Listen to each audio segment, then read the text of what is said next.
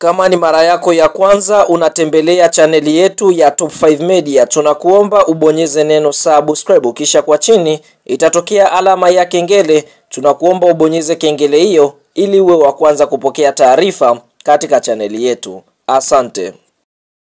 Mchezo mkubwa wa ligi kuu soka Tanzania bara, mechi ya mzunguko wa 26 ambayo inasubiriwa na wadau wengi wa soka nchini Tanzania na nje ya nchi ya Tanzania, ni mtanange ambao utakwenda kuikutanisha klabu ya soka ya Yanga Sports Club ambaye ndiye bingwa mtetezi wa kombe la ligi kuu Tanzania bara dhidi ya kocha timu ya soka ya Azam Football Club, ambapo mchezo huu umeweza kupewa jina la Dar es Salaam Derby, yani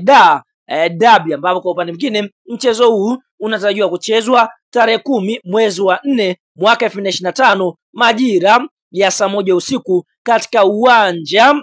wa Azam Complex, ambapo Azam ndiye ambaye atakwenda kuwa mwenyeji katika mchezo huu dhidi ya kikosi cha timu ya soka ya Yanga Sports Club, ambapo kuelekea katika mchezo huu tunaona klabu ya soka ya Yanga Sports Club wapo katika nafasi ya kwanza, huku klabu ya soka ya Azam wakiwa katika nafasi ya tatu, ambapo kuelekea katika mchezo tunaona Young Africans wao wamecheza michezo 24. Katika michezo 24 Young Africans wameshinda michezo 21, sare mchezo mmoja na kupoteza michezo miwili. Young Africans wamefunga mabao 62 na wao kuruhusu mabao 9, yani kwa ufupi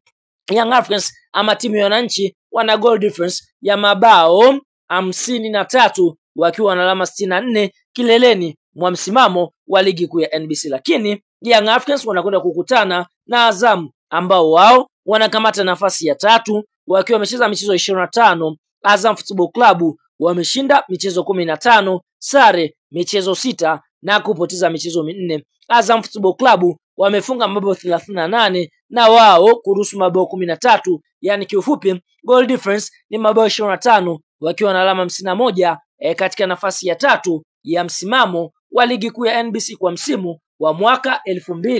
2024 2025. Na historia inaonyesha klabu ya soka ya Azam na klabu ya soka ya Yanga Sports Club katika michezo 10 ya mwisho kukutana, basi fahamu Azam Football Club ameshinda michezo miwili huku Young Africans akishinda michezo 7 na sare ukiwa ni mchezo mmoja. Na mchezo wa mwisho kukutana kati ya kocha Rashid Tausi wa klabu ya soka ya Azam na Milodi Hamdi wa klabu ya soka Yanga Sports Club, basi fahamu klabu ya soka Yanga waliweza kufanikiwa kuibuka na ushindi wa bao 1-0, mechi ambayo ilichezwa tarehe 2 mwezi wa 11 mwaka 2024, yani mwaka jana, goli likifungwa na mchezaji anaofahamika kwa jina la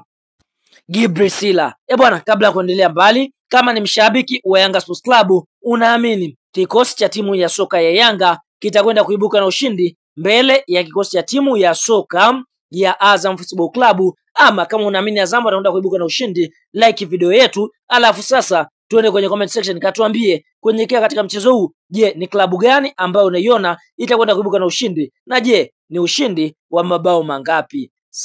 Sasa kuelekea katika mchezo wa klabu ya soka ya Yanga Sports Club dhidi ya kikosi cha timu ya soka ya Azam Football Club, klabu ya soka ya Yanga Sports Club wameweza kupata pigo kubwa kwa sababu kuna orodha ya wachezaji ambao wanatarajia kuwakosa. Nyota wa kwanza ambaye Young Africans watakwenda kumkosa ni kiungo mkabaji Khalid Aucho ambaye anauguza majeraha mara baada ya kupata majeraha nyama za paja katika mchezo wa Yanga dhidi ya Coastal Union, na anatarajia kukaa nje ya uwanja kwa takribani wiki 3. Lakini nyota wa pili ambaye Young Africans wanatarajia kumkosa